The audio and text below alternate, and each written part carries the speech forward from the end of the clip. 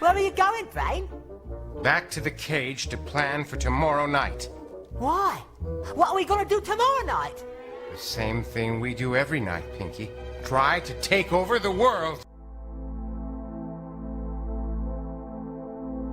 What we're actually seeing is the systematic implementation of the fall of the Republic and the rise of the corporation of the United States. Every major event is a step in the ladder to achieve that end.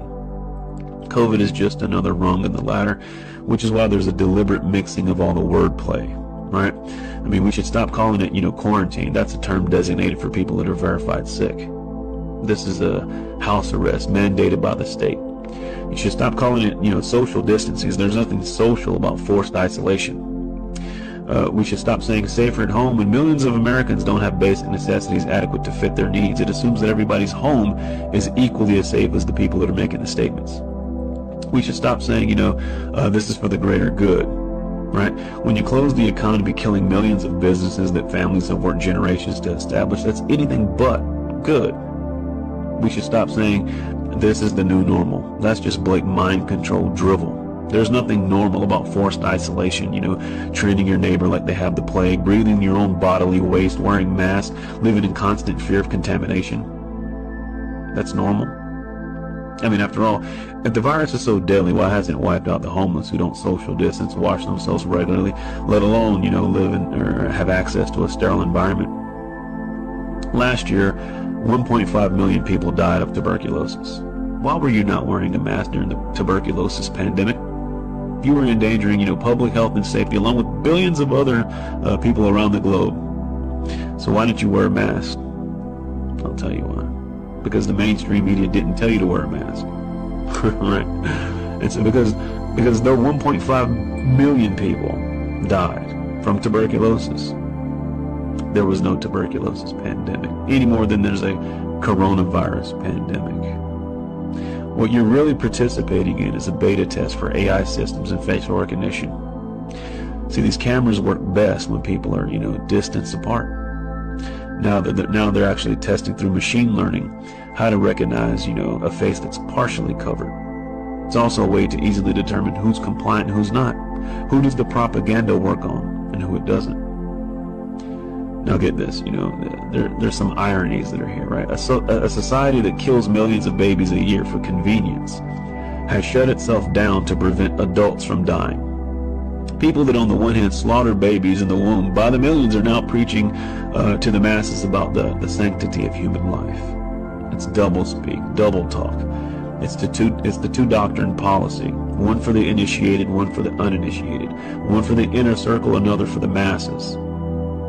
It's like saying, if I violate the stay-at-home order, I can be arrested, but you're letting convicted criminals out of prison so they don't get coronavirus. Thesis, antithesis, synthesis.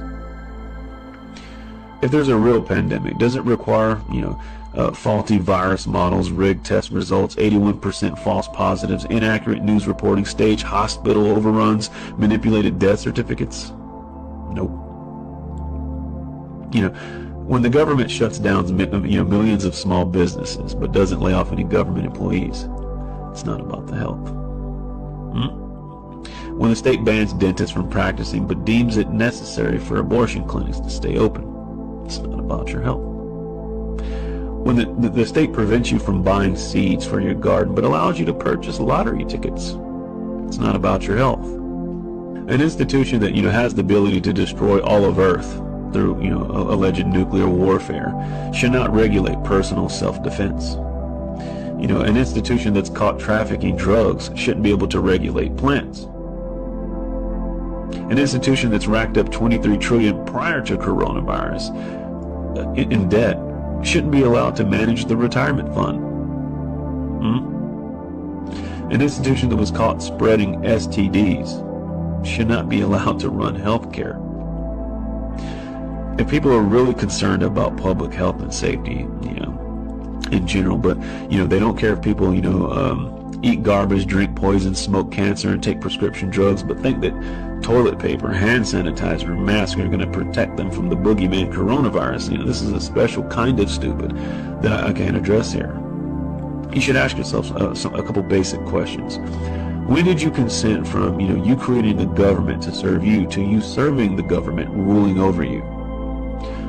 If you want to know, who's in charge, just think about who you can and can't criticize.